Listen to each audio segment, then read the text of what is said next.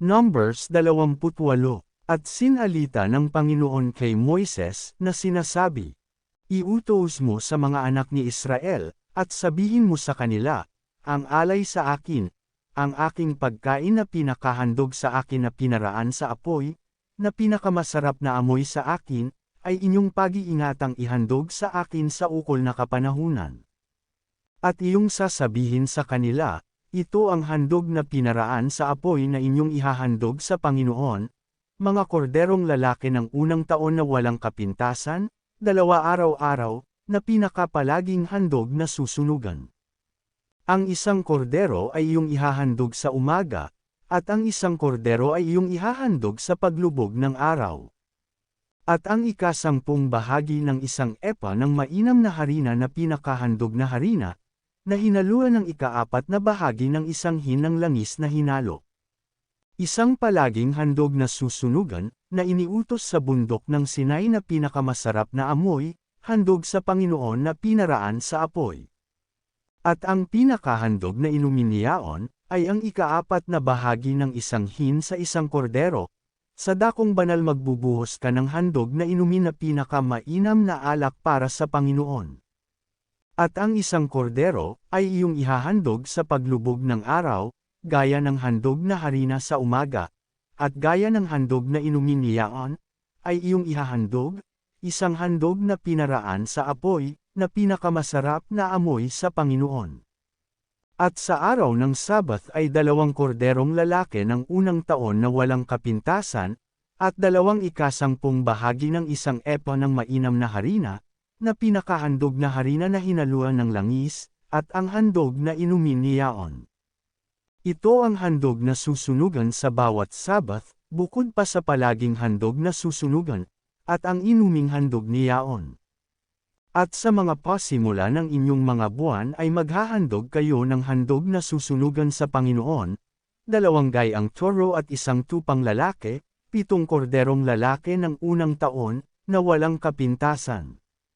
At 3 ika-10 bahagi ng isang epa ng mainam na harina na pinakahandog na harina, na hinaluan ng langis, para sa bawat toro, at 2 ika-10 bahagi ng mainam na harina na pinakahandog na harina, na hinaluan ng langis para sa isang tupang lalaki. At 1 ika-10 bahagi ng mainam na harina, na hinaluan ng langis na pinakahandog na harina para sa bawat kordero, pinakahandog na susunugan na pinakamasarap na amoy, handog sa Panginoon na pinaraan sa apoy. At ang magiging handog na inumin ng mga yaon ay kalahati ng isang hin ng alak sa toro, at ang ika-3 bahagi ng isang hin ay sa tupang lalaki, at ang ika-4 na bahagi ng isang hin ay sa kordero. Ito ang handog na susunugan sa bawat buwan sa lahat ng buwan ng taon. At isang kambing na lalaki na pinakahandog sa Panginoon dahil sa kasalanan, ihahandog ito bukod pa sa palaging handog na susunugan, at sa inuming handog niyaon.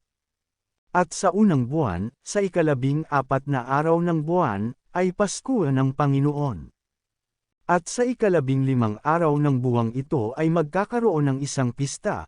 7 araw na kakain kayo ng tinapay na walang lebadura. Sa unang araw ay magkakaroon kayo ng isang banal na pagpipisan, huwag kayong gagawa ng anumang gawang paglilingkod. Kundi maghahandog kayo sa Panginoon ng isang handog na pinaraan sa apoy, na pinakahandog na susunugan, 2 gayang toro, at isang lalaking tupa, at 7 korderong lalaki ng unang taon, na mga walang kapintasan. At ang handog na harina ng mga yaon, na mainam na harina na hinaluan ng langis, 3 ika-10 bahagi ang inyong ihahandog para sa isang toro, at 2 ika-10 bahagi para sa tupang lalaki. At 1 ika-10 bahagi ang iyong ihahandog para sa bawat kordero sa 7 kordero. At isang kambing na lalaki na pinakahandog dahil sa kasalanan, upang itubos sa inyo.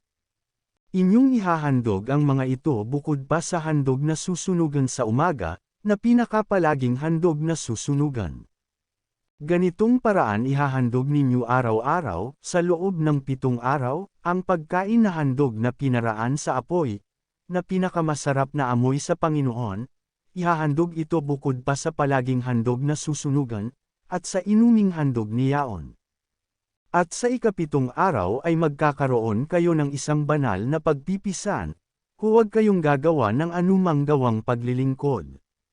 Gayon din sa araw ng mga unang bunga, na paghahandog ninyo ng isang bagong handog na harina sa Panginoon sa inyong pista ng mga sanglinggo, ay magkakaroon kayo ng isang banal na pagpipisan, huwag kayong gagawa ng anumang gawang paglilingkod. Kundi kayo'y maghahandog ng isang handog na susunugan na pinakamasarap na amoy sa Panginoon, 2 gayang toro, 1 tupang lalaki, at 7 korderong lalaki ng unang taon. At ang handog na harina ng mga yaon, na mainam na harina na hinaluan ng langis, ay 3/10 bahagi para sa bawat toro, 2/10 bahagi sa isang tupang lalaki.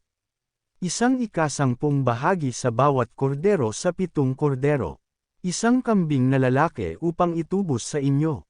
Bukod pa sa palaging handog na susunugan, at sa handog na harina ni Yaon, ay inyong ihahandog ang mga yaon, yaong mga walang kapintasan sa inyo, at ang mga inuming handog ng mga yaon.